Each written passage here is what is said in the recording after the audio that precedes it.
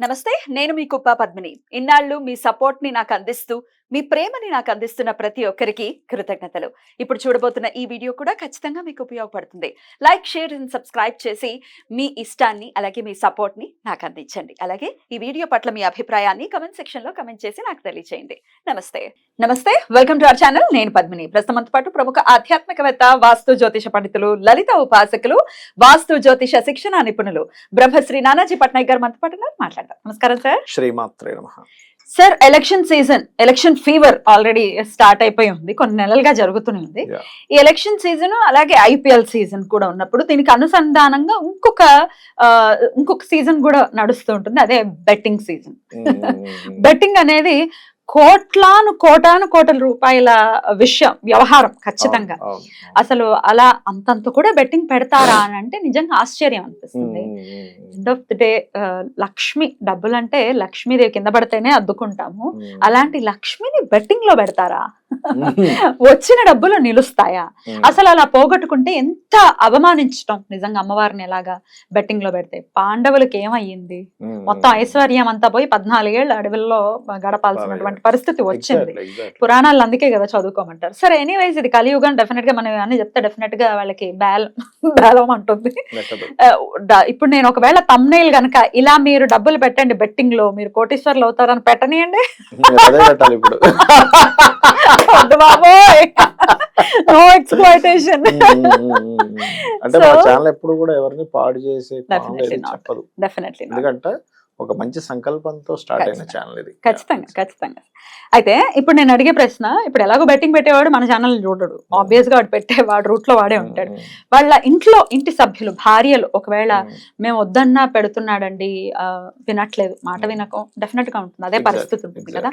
అలా వాళ్ళు పోగొట్టుకోకూడదు తమ భర్తలు. లేకపోతే ఒకవేళ వస్తే దాన్ని ఎట్లా వినియోగించాలి అనేది కూడా ఉంటుంది. ఒకటికి వస్తే ఒకటికి పోతుంది కదా డెఫినెట్ గా. ఇట్లా రకరకాల క్వశ్చన్స్ ఉన్నాయి సార్ ఈ బెట్టింగ్ కి సంబంధించి. ఒకసారి దీని గురించి చెప్పండి. ఫస్ట్ ఆఫ్ ఆల్ ఏంటంటే అమ్మ, చాలా మంది ఏమనుకుంటారంటే ఈజీగా వచ్చేస్తుంది కదా. అంటే చాలా మంది బెట్టింగ్స్ లో పెట్టడానికి నేను కొన్ని వేల మంది, లక్షల మందితో మాట్లాడిన తెలిసిన విషయం ఏంటంటే, ఫస్ట్ ఆఫ్ ఆల్ వాళ్ళ కష్టాలు ఉంటాయి. ఈ కష్టం నుంచి నేను బయటపడాలంటే ఏదో మిరాకిల్ జరగాలి. అది ఎట్లా జరుగుతుంది? నేను ఒక 10,000తో ఒక 2 లక్షలు 10 లక్షలు సంపాదించుకునేది ఏదైనా మార్గం ఉందా అని వెతికినప్పుడు వాళ్ళకి దొరికిన ఏకైక మార్గం బెట్టింగ్స్. లేదు, నేను అఫీషియల్ గా అనుకుని షేర్స్ లోకి వెళ్తాను. ఈ రెండు కూడా ఏంటంటే, ఒకటి గుర్తుపెట్టుకుని, షేర్స్ అనేది లీగల్, బెట్టింగ్స్ అనేది complete illegal. But end of the day రెండు కూడా డేంజరస్. చాలా డేంజర్. రెండు కూడా చాలా డేంజర్. అందులో బెట్టింగ్స్ ఇంకా డేంజర్. అయితే ఇక్కడ ఎప్పుడైనా సరే పాయింట్ అర్థం చేసుకోవాల్సింది ఏంటంటే, బెట్టింగ్ లో పెట్టే ప్రతి వ్యక్తి కూడా బెట్టింగ్ నడిపేవాడు నీకు డబ్బులు ఇవ్వడం కోసం నడపట్లేదు. వాడు డబ్బులు సంపాదించే కోసం నడుపుతున్నాడు. నీ జేబు నింపడానికి, సమాజ సేవ చేయడానికి వచ్చాడా? అంతే కదా.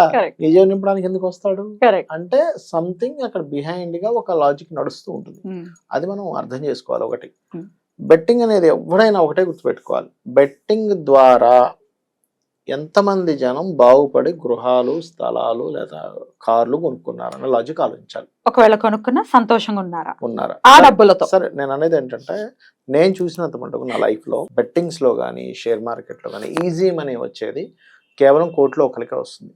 కోటిలో ఒకరికి అంటే chances is very very very very less. అది ఎందుకు వస్తుంది అని వాళ్ళ జాతకాలు తీసుకుని పరిశీలన కూడా చేశాను నేను. ఏది షేర్ మార్కెట్లో డబ్బులు వస్తుందన్న, బెట్టింగ్లో డబ్బులు వస్తుందన్న. కొంతమంది చూసా, వాళ్ళు ఏ పని చేసినా కలిసి రాలేదమ్మా. వాళ్ళకి ప్యాక్ ఆడుకుంటే డబ్బులు వస్తాయి. ఇంకో వ్యక్తి ఉన్నాడు, అతనికి క్యాజినో ఆడుకుంటే డబ్బులు వస్తున్నాయి, ఇంకే బిజినెస్ చేసినా డబ్బులు రావట్లేదు. ఎందుకంటే 2587 కాంబినేషన్ ఉంది, అది పాజిటివ్గా ఉంది, అందుకని ఆయనకు అట్లాగే వస్తున్నాయి. ఆయన పాపం వేరే బిజినెస్ చేద్దామని డబ్బులు పెట్టినా లాస్ అవుతుంది, గోవాకు పోయి క్యాజినో ఆడుకుని డబ్బులు వస్తాయి. కానీ వాళ్ళ ఫ్రెండ్ సర్కిల్లో ఈయనను చూసి డబ్బులు వస్తున్నాయని వీళ్ళ ఫ్రెండ్స్, వీళ్ళ ఫ్యామిలీ, ఎక్కడెక్కడో వాళ్ళందరూ ఈయనతో పాటు వెళ్ళిపోతే వాళ్ళందరూ పోతే ఈయన ఒక్కడికి మాత్రం వస్తాయి. అదేదో జాతకం అంతే. ఇంకా అదొక విచిత్రమైన జాతకం. నేను చూసా నిజంగా అట్లాగే డబ్బులు వస్తున్నాయి. అంటే ఏమిటి, అసలు ఎవరికి వస్తాయి ఇట్లా డబ్బులు? ఈజీగా బోల్డ్ అని డబ్బులు ఎవరికి వస్తాయి అంటే, పూర్వజన్మల్లో దీనికి కూడా శాస్త్రంలో పుణ్యం అనే చెప్తుంది. ఎట్లా అంటే, ఒక ఊరంతా ఉదాహరణకి అలమటిస్తుంది, ఆస్తిని మొత్తం తీసేసి ఫస్ట్ ఆకలి తీర్చండి అని చెప్పి ఇచ్చేసాడు. అంటే ఏమిటి, సడన్ గా ఈయన సంపద పోతే పోని వాళ్ళందరూ కడుపు నిండుతుంది కదా అని ఇచ్చేసే ఉదార స్వభావంతో ఉన్నాడు పాస్ట్ లైఫ్ లో, వాడు ఈ జన్మలో ఎత్తాడు, వాడికి ఆకస్మికంగా వస్తాయి. అంటే నీకు ఈ రోజు బెట్టింగ్ లో డబ్బులు రావాలని, నాట్ ఓన్లీ బెట్టింగ్, ఇదేనే ఎంకరేజ్ చేయట్లేదు, అసలు చేయట్లేదు. ఇలా ఉంటుంది. అంటే నువ్వు పూర్వజన్మల్లో అంత పుణ్యం చేసి ఉండాలి. అంత పుణ్యం చేసి ఉంటే ఊరు బాగుపడుతుందనో లేకపోతే ఒక జీవితం బాగుపడుతుందనో నువ్వు సాక్రిఫై చేయగలిగితే ధర్మబద్ధంగా, దెన్ ఆ పుణ్యం ఈ జన్మలో నీకు కూర్చున్న దగ్గర ఫ్రీగా వస్తాయి డబ్బులు. దాన్నే నీచభంగ రాజయోగం, విపరీత రాజయోగం అంటారు. నీచభంగ విపరీత రాజయోగాలు ఉన్నప్పుడు ఏమవుతుందంటే వీళ్ళు పెద్దగా ఏమి ఇదవరు, ఒక మంచి ఇంట్లో పడతాడు, వాళ్ళకి ఆల్రెడీ 10 బిల్డింగ్లు ఉంటాయి, రెంట్లు వస్తుంటాయి, అలాంటివి అవుతాయి. లేదా తండ్రి ఆల్రెడీ పెద్ద ఇంట్లో ఉంటాడు, వీళ్ళు అనుభవిస్తుంటాడు, వీళ్ళు అక్కడ కష్టపడకుండా. లేదా ఇప్పుడు మనం మాట్లాడుకున్నటువంటి షేర్ మార్కెట్ అని అదని ఇదని విపరీతంగా వస్తుంటాయి. అంత పుణ్యం చేస్తే వస్తాయి, అదేదో నీకు పుణ్యానికి ఏం రావాలా, లక్ష్మీదేవి అలా అనుగ్రహించదు. నువ్వు పాస్ట్ లైఫ్ లో అలా చేసావు కాబట్టి ఇలా ఇస్తుంది. కానీ ఆశ ఉంటుంది సార్, పెట్టేద్దాం వచ్చేస్తాయేమో. అంటే ఒకటే లాజిక్ ఆలోచించాలి. సింపుల్ లాజిక్ ఏంటంటే, సరే ఎంతమందికి వస్తుంది, నా చుట్టుపక్కల వాళ్ళందరూ పాడైపోయారుగా, నేను ఎందుకు బాగుపడతాను. అందుకని ఒక విషయం ఏంటంటే, నేను ఈ షేర్ మార్కెట్ లో కానీ ఈ బెట్టింగ్స్ లో కానీ వాళ్ళ మైండ్ సెట్ నేను చూస్తే ఎలా ఉంటుందంటే, మిగతా వాళ్ళందరికీ తెలివితేటలు లేవు, నాకే ఉంది ఆ తెలివితేటలు, నేను మాత్రం నేను రాబట్టుకోగలను అనుకుంటాడు. ప్రతి ఒక్కరు అలాగే అనుకుంటారు. సీరియస్ గా నేను చూస్తుంటాను కదా సార్, మిగతా వాళ్ళ సంగతి నాకు తెలియదు సార్, నా స్ట్రాటజీ వేరే అంటాడు. చెప్తా నేను ఆ మనిషి వింటాడు అంటే మంచిగా ఒక టైం తీసుకొని మంచిగా చెప్పి, నేను ఎందులో నీకు డబ్బులు వస్తాయి బాబు, నీకు ఇవి కాదు ఇందులో పోతాయి, సో నీకు రియల్ ఎస్టేట్లో వస్తాయా, ఏదైనా సంథింగ్ ఇంకేదైనా వస్తువులు ఇంపోర్ట్ ఎక్స్పోర్ట్ చేయడం ద్వారా వస్తాయి, టీచింగ్ ద్వారా వస్తాయి అని ఒక క్లియర్ ఇస్తా. కొంతమంది నేను కౌన్సిలింగ్ ఇద్దామంటే, సార్ వేరే వాళ్ళ విషయం వేరే సార్, నా నాలెడ్జ్ వేరు, నాది పీక్ లెవెల్లో ఉంది, సో నేను దయచేసి మీరు నన్ను ఆ విషయంలో మీరు నన్ను ఏమనకండి అంటారు. చెప్పండి అంటారా అంటే నేనేం చెప్తాను, సరే అయితే మనం ఓ పని చేద్దామండి, దీని గురించి మనం ఇంకా మాట్లాడొద్దు అంటా, నేను ఈ టాపిక్ వదిలేద్దాం ఇక్కడికి. మీరు నిజంగా మీకు అంత కాన్ఫిడెంట్ ఉంది కాబట్టి 1 సంవత్సరం తర్వాత 6 నెలల తర్వాత మీరు చక్కగా అందులో సంపాదించుకొని అందరికీ పంచిపెట్టి నాకు ఫోన్ చేయండి అంట. తీరా చూస్తే 6 months 1 year తర్వాత చూస్తే మొత్తం పోగొట్టుకున్నాను ఫోన్ చేస్తాడు మళ్ళీ. అంటే ఇంక మనం అట్లాంటి వాళ్ళకి మనం చెప్పినా అనవసరం, అక్కడ ఇంక నేను చెప్పను ఇంకా అలాంటప్పుడు.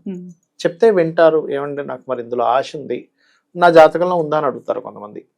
ఇప్పుడు చార్ట్ చూసి 2, 5, 8, 11 పాజిటివ్గా ఉన్నాయి, ఆ దశలు నడుస్తున్నాయి, ఒక నీచభంగ రాజయోగం విపరీత రాజయోగం ఉన్నప్పుడు చెప్తాను ఎస్ బాబు అంటే. బెట్టింగ్స్లోకి వెళ్ళమని చెప్పనండి, షేర్ మార్కెట్లో మీకు ఏదైనా ఆలోచనలు బాగా ఎక్స్పీరియన్స్డ్ అయితే వెళ్ళండి అని చెప్తాను. నాలెడ్జ్ తెచ్చుకొని వెళ్ళొచ్చు. మంచి పాయింట్ చెప్పారు, నాలెడ్జ్ తెచ్చుకొనే వెళ్ళాలి కూడా.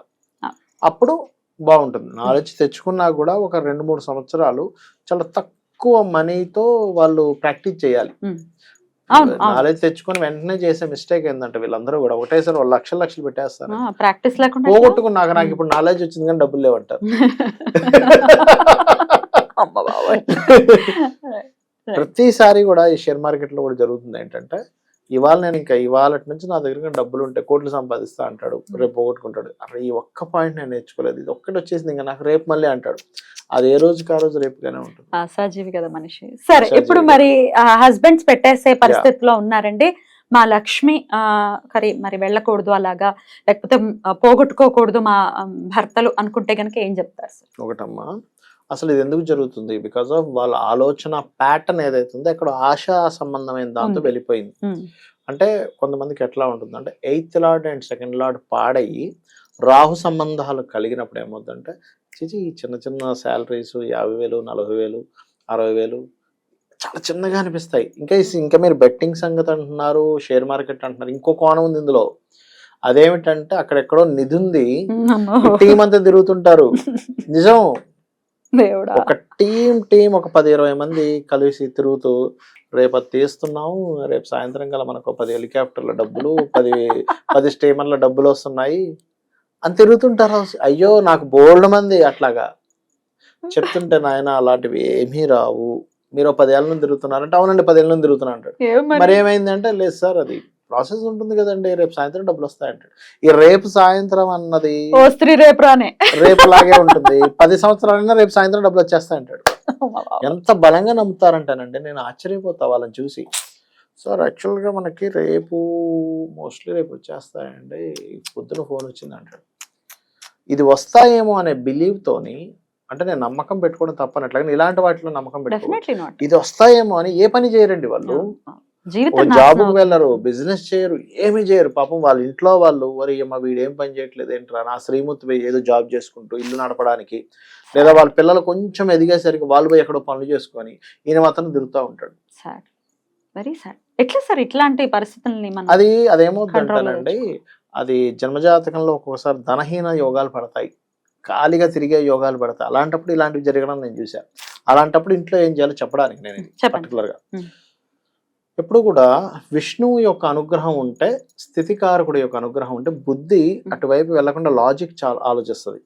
అరే వీళ్ళందరూ పనికిమాలందరూ ఇన్ని సంవత్సరాలు తిరుగుతున్నారు, రాలేదు, నేను ఇప్పుడు కొత్తగా ఎంటర్ అయితే ఎందుకు వస్తుందని ఆలోచించాలి. పాజిటివ్ దానికోసం నువ్వు తిరగడం, దట్ ఈస్ డిఫరెంట్ థింగ్. ఇప్పుడు ఎవరో ప్రయోగం చేస్తున్నారు సంథింగ్, ఇది మన సైంటిఫిక్ గా వీళ్ళందరూ చేశారు నాకు మాత్రం వస్తుంది అనుకోవడానికి లేదు. నువ్వు కూడా కష్టపడితే సైంటిఫిక్ గా నువ్వు ఏదైనా ప్రూవ్ చేయగలుగుతావు, దట్ ఈస్ డిఫరెంట్ థింగ్. లేకపోతే ఐఏఎస్ ఐపీఎస్ ఉన్నాయి, ఇంతమంది చేసినా రావట్లేదు అనుకుంటే నువ్వు కష్టపడితే నువ్వు రావచ్చు. నువ్వు బెట్టింగ్ కి దానికి లింక్ పెట్టలేవు, పెట్టకూడదు. అట్లా ఫస్ట్ ఈ విష్ణు సహస్రనామాలు ఎవరైతే రెగ్యులర్ గా వింటారో, విష్ణు ఏంటంటే బుద్ధికి కారకుడు. ఆ బుద్ధిని ప్రచోదితం చేస్తాడు. నాన్న నువ్వు రాంగ్ రూట్ లో వెళ్తున్నావు, ఎక్కడో ఒక లాజిక్ కనెక్ట్ అవుతుంది. అరే వీడేమిటి, నిజమే కదా, నా లైఫ్ మొత్తం పోతున్నాయి కదా వీళ్ళవి, నేను పోయి సర్కిల్లో పోయి ఎంటర్ అవుతున్నానా, వీళ్ళు భలే సర్కిల్ ఏర్పరచుకుంటారండి. వీళ్ళకి ఏమో తెలుసా అండి, 10 మంది తిరుగుతుంటారు, నేను చాలా మందిని చూశాను. ఈ 10 మందికి తిరగడానికి డబ్బులు కావాలి, కొత్త వ్యక్తిని ఎంటర్ చేస్తారు, వాడితో ఖర్చు పెట్టిస్తారు మొత్తం. ఏది పెట్రోల్స్ కానీ, లేకపోతే ఈ ఫుడ్ హోటల్కి వెళ్ళి ఫుడ్లు తినడం, ఏదో రూములు తీసుకొని కూర్చోవడం అక్కడ. ఇది ఇంక ఇవాళ వస్తుంది, మనం మొత్తం ఈ రూమ్కే ఫస్ట్ డబ్బులు తీసుకురావాలంటారు. నంబరు నేనైతే ఒకసారి వెళ్తే ఒక దగ్గర ఏదో జాతకం అనుకోకుండా ఒక ఫ్రెండ్తో వెళ్ళా, ఆ టీం నాకు అయింది. అంటారు సార్ అది రేపు 10 హెలికాప్టర్లో దిగుతుందండి అన్నాడు. ఏమిటి దిగేది అన్న అంటే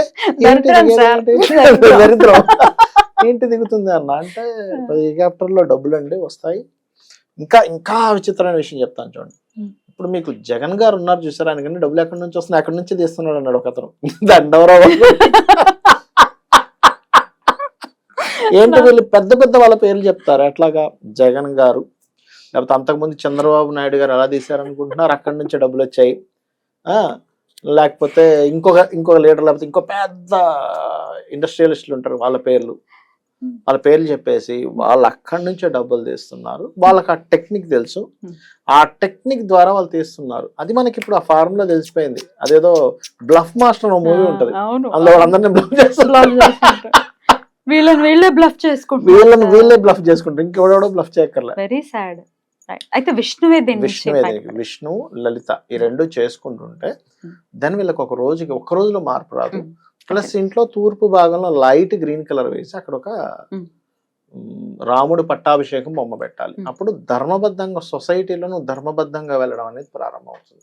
ఎంతమంది అమ్మ మీరు నమ్మరు, స్త్రీలు అయితే ఏడుపులు, ఏమండి ఏదో సర్కిల్లోకి పోయాడు, ఆ సర్కిల్లో పోయి తిరుగుతూనే ఉన్నాడు, అక్కడ డబ్బులు వచ్చేది లేదు, ఏం లేదు, పొద్దున్నే వస్తాడు, అదేదో రేపు పొద్దున్నే ఇంకా ₹1,00,00,000 తీసుకురావడం అంటాడు. రోజు ఇలాగే అయిపోతుంది, సంవత్సరాలు గడిచిపోయాయి. దాని నుంచి బయటపడాలి సార్. నిజంగా ఇది ఒక రకమైన మానసిక ఏమవుతుందమ్మా, ఇంట్లో కూడా వేస్ట్ జోన్ లో పోయి నిద్రపోతుంటారు, వేస్ట్ అయిపోతుంది. వేస్ట్ జోన్ లేదా డిప్రెషన్ జోన్స్, మెయిన్ గా వేస్ట్ జోన్స్ లోకి వెళ్తారు. ఆ వేస్ట్ జోన్ లో ఎవరైతే ఎక్కువ పడుకుంటుంటారో వాళ్ళకి దశలు కూడా కనెక్ట్ అయినప్పుడు ఇట్లాంటివి వస్తూ ఉంటాయి. జాగ్రత్త. అండ్ లక్ష్మీదేవిని ఒక్కనాటికి అట్లా పెట్టడం, అవహేళన చేయటం, అవమానించటమే 100%. బెట్టింగ్ లో అమ్మవారిని పెట్టడం అంటే, ఈ ప్యాకెట్ లో కూడా దరిద్రంగా డబ్బులు పెట్టి పోగొట్టుకోవడం దారుణమైనటువంటి విషయం. లేనప్పుడు మాత్రం చిన్నప్పటి నుంచే పిల్లలకి అవి చాలా దరిద్రమైన విషయం అని చెప్పాలమ్మా.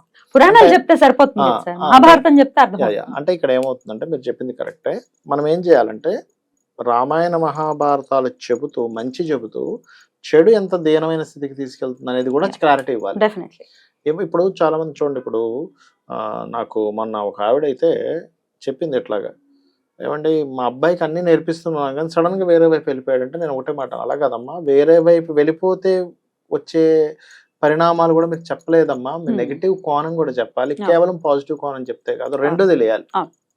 అలా రెండు తెలిసేలా చేయాలి పిల్లలకి. అగ్ని గురించి చెప్పడం ఎంత ఇంపార్టెంట్, ముట్టుకుంటే కాల్తుందని కూడా చెప్పాలి. అంతే చెప్పాలి. Definitely. Exactly. Right sir, definite గా విష్ణువు యొక్క అనుగ్రహంతో వాళ్ళకంటే కష్టపడితేనే ఉండట్లేదు రావట్లేదు డబ్బులు. ఇక్కడ కష్టపడుతుంటేనే ఉత్తగా వచ్చేస్తాయా, వస్తాయా? వస్తే నిలుస్తాయా కదా, నిలబడు. ఏమిటో మారాలి థాట్ ప్రాసెస్ లో. Exactly.